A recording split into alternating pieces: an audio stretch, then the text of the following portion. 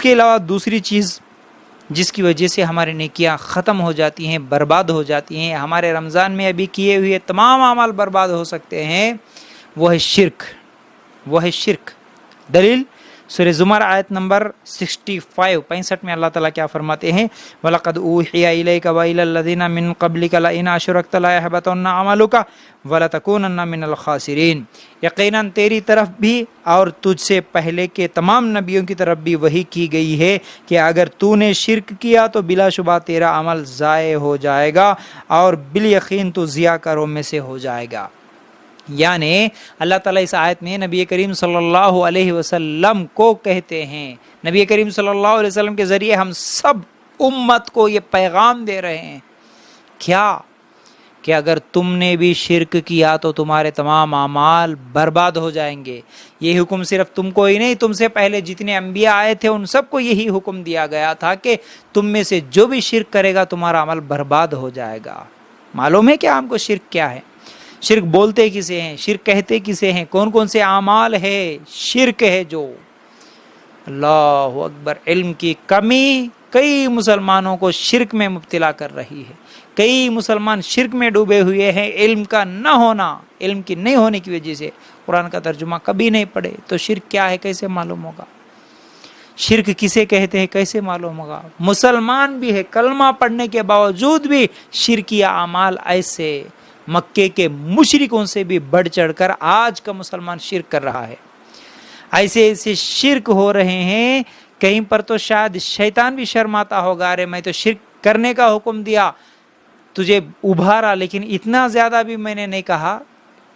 اللہ کے لیے غور کرنا، آج ہمارے معاشرے میں کیسے کیسے شرک پھیلا ہوا ہے۔ مجسموں کو بنانے کا شرک، خبروں کے پاس جھکنے کا شرک، درگاہوں کے پاس جا کے مردوں سے مانگنے کا شرک، تعویذ لٹکانے کا شرک، عالموں کو رب بنانے کا شرک،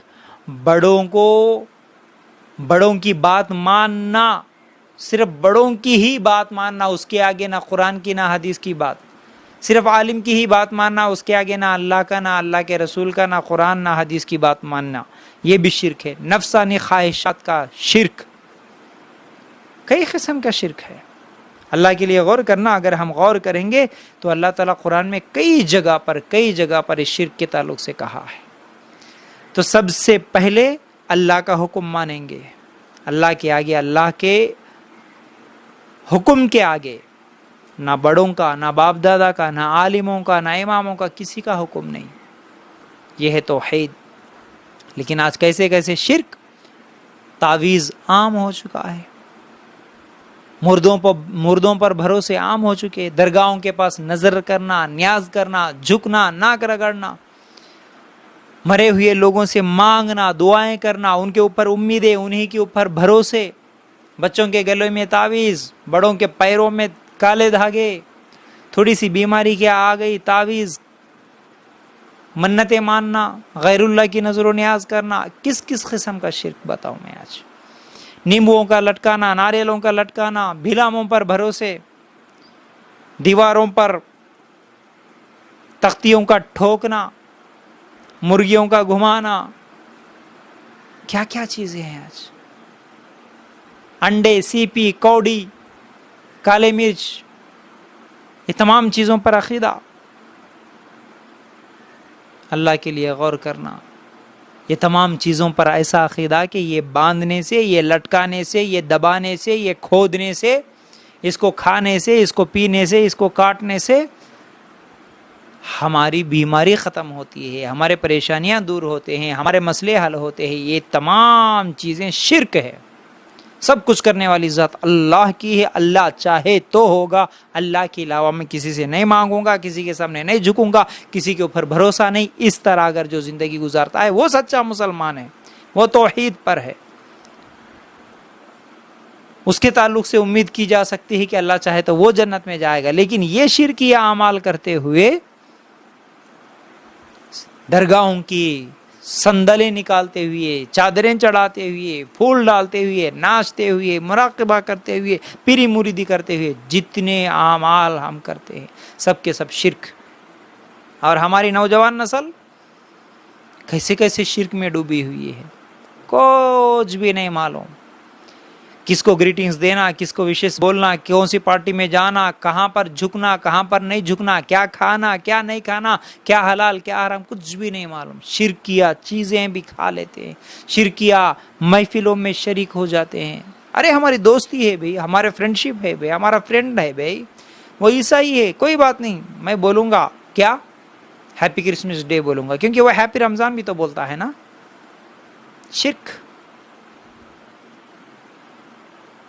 अरे क्या हलाल क्या हराम जी, बस उसके त्योहार में जो बना हुआ मूर्ति पूजा करके उसके सामने लेके आया हुआ प्रसाद मैं खा लूंगा, और मेरे रमजान की ईद को मेरे घर को बुला के मैं उसको सेमिया मीठा वगैरह खिलाऊंगा। शिर्क, मालूम ही नहीं है शिर्क क्या है। तो इसलिए इल्म हासिल कीजिए शिर्क क्या है, वरना शिर्क की हालत में अगर मौत हो गई तो फिर जहन्नम में जाएंगे और हमारे तमाम नेकियां बर्बाद। इधर रमज़ान के रोज़े भी है, 5 टाइम की नमाज़ी भी है, सब कुछ है, साल में एक मरतबा जाके दरगाह के सामने झुक के न्याज करके आते हैं, क्या फ़ायदा हुआ फिर। अल्लाह को भी मानते, गैरुल्लाह को भी मानते, हमेशा जिंदा रहने वाले रब के सामने भी सजदा होते और मरे हुए मुर्दों के सामने भी जाके सजदा करते। तो यही शिर्क है, यही शिर्क है। अल्लाह के लिए गौर करना। वतवक्कल अलल हय्यिल लज़ी ला यमूत, भरोसा उस पे जो हमेशा जिंदा रहने वाला रब है। किस पे भरोसे? नींबू भिला में तावीज, सीपी, कौड़ी, नाड़े, धागे, इसके ऊपर भरोसे हो गए, शिर्क कर रहे। फिर अक्सरियत मुसलमानों की, अक्सरियत अच्छे अच्छे पढ़े लिखे लोग भी ये काले धागे तावीज़ों पे, हरे पीले काले कपड़ों में लपटे हुए ये तावीज़ों पर जो भरोसा करते हुए अपने बच्चों के गलों में लटकाते हैं, और ये समझते हैं कि ये बीमारी से बचाएगा, ये नज़र से बचाएगा, ये दुश्मन से बचाएगा, या जादू से बचाएगा, ये जिन्नात से बचाएगा। ये सब आखिदे शिर्क है, शिर्क है, शिर्क है। ये सब आखिदे मक्के के मुशरिकों में भी थे 1400 साढ़े 1400 साल पहले। ये सब शिर्क को ख़त्म करने के लिए तो हमारे नबी सल्लल्लाहु अलैहि वसल्लम आए, लेकिन अफसोस की बात है कि हम मुसलमान कलमा पढ़ने के बाद भी, उस नबी को मानने के बाद भी फिर उसी शिर्क में डूबे हुए हैं।